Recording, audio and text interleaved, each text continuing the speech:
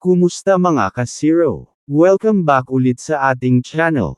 Sa video natin ngayon, pag-uusapan natin ang estimated earnings ni Pugong Biyahero ngayong August 2026.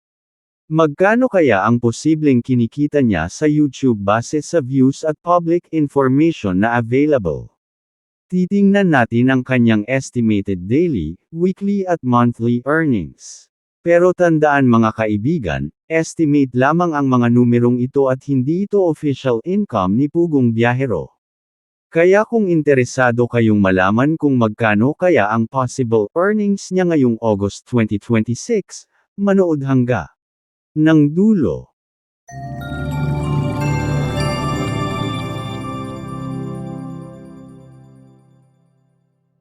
Disclaimer lang mga ka-idol, ang Social Blade ay isang public website na kung saan kahit sino ay pwedeng tumingin sa analytics at estimated earnings ng isang YouTuber or influencer. At kung may kakilala kayong mga vloggers na gusto ninyong malaman ang kanilang mga YouTube sahod, o gusto ninyong i-review ang kanilang mga channel, comment ninyo dyan sa baba, at ating gagawan ng video, katulad nito.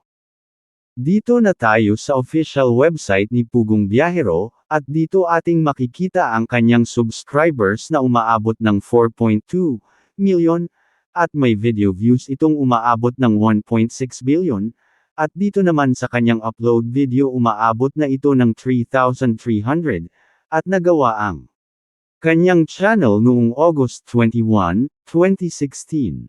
At dito naman sa kanyang grade bay, at dito sa kanyang Social Blade rank pang 46,947 ang kanyang channel, at dito naman sa kanyang subscribers rank pang 1,009 ang kanyang channel, at dito naman sa kanyang video views rank pang 18,200. Red 37 ang kanyang channel, at dito sa kanyang Philippines rank pang 57 ang kanyang channel sa Pilipinas, at dito naman sa kanyang People rank pang 585 naman ang kanyang channel.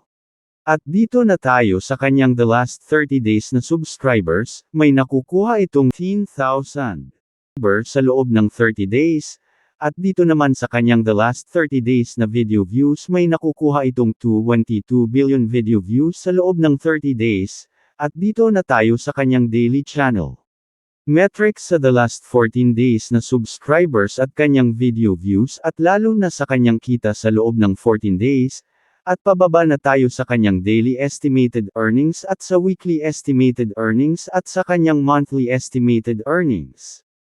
Ang palitan pala ng peso kahapon ng August 25, 2026, ay nagsirado ng 61.738 ang dollars, so magbase lang muna tayo ngayong sa 61 US dollars, uunahin natin ang kanyang daily average. Dito ating makikita sa kanyang lowest na may nakukuha itong $181 kung ating ipalit sa peso. May pera itong umaabot ng 11,041 pesos na kinikita, at dito naman sa kanyang daily average sa highs, may nakukuha itong $2,900 kung ating ipalit sa peso. May pera itong umaabot ng 176,900 pesos na kinikita sa loob lang ng isang araw. At dito na tayo sa kanyang weekly average sa lowest may nakukuha itong $1,200 kung ating ipalit sa peso. May pera itong umaabot ng 73,200 pesos na kinikita, at dito naman sa kanyang highest estimated earnings sa weekly average may nakukuha ong $18,000 kung ating ipalit sa peso. May pera itong umaabot ng 1,098,000 pesos na kinikita sa loob ng isang linggo. At dito na tayo sa kanyang monthly estimated earnings, sa lowest may nakukuha itong $5,400 kung ating ipalit sa peso. May pera itong umaabot ng 329,400 pesos na kinikita, at dito naman ang kanyang monthly estimated earnings sa highs, may nakukuha itong $87,000 kung ating ipalit sa peso. May pera itong umaabot ng 5,307,000 pesos na kinikita sa loob ng isang bulan.